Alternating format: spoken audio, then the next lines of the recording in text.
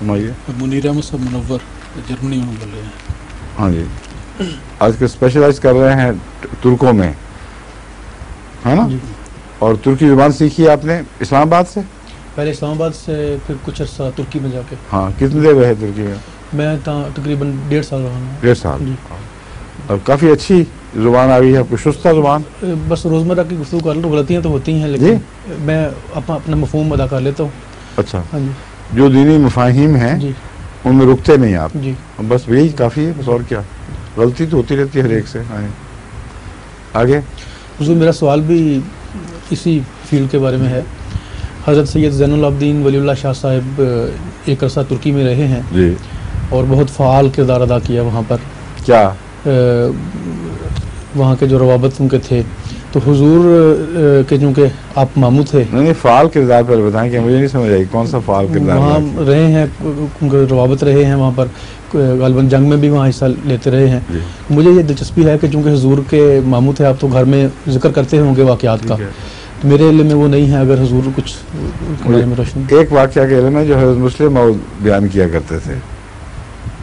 جب واپس آئے ہیں شاہ صاحب, تو کیونکہ یہ اس طرح واپس پہنچے ہیں کہ یہ قیدی ہو گئے تھے روس کے, اور پھر بہت عرصہ تکلیفیں اٹھانے کے بعد ان کو پھر باہر پھینک دیا گیا, اور پھر یہ برٹش گورنمنٹ کے قابو آئے, اور انہوں نے ان کے متعلق پتہ کیا تو یہ پوچھا جو سوال, تو قادیان کہتے تھے.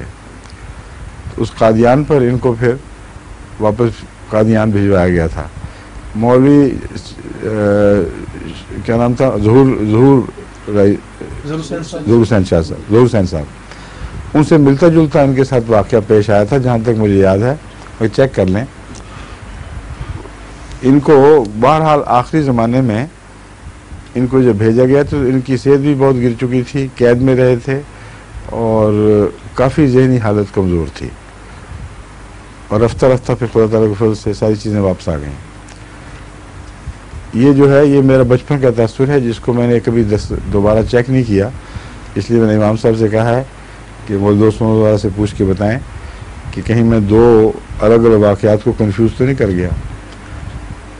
لیکن جو قطعی پتہ ہے, جو مسلم موت کے حوالے سے پتہ ہے, وہ یہ ہے کہ آپ جب واپس آئے ہیں تو یہ کہا کرتے تھے کہ میری نیند بالکل اڑ چکی ہے, یعنی ذہن پر یہ اثر تو یقیناً تھا.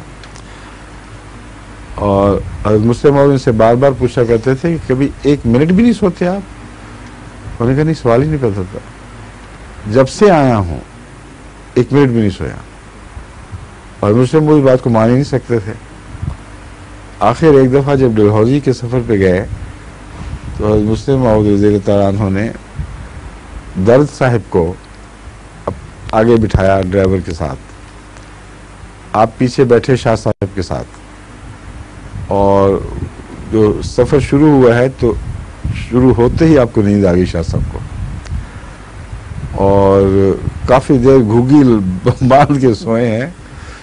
جب ڈلہوزی پہنچ گیا قریباً تو حضرت صاحب نے ان کو سہلا جلا کے جگایا تو اٹھ گئے. انہوں نے کہا شاہ صاحب کیا حال ہے, آپ سو رہے؟ نہیں میں تو نہیں سویا.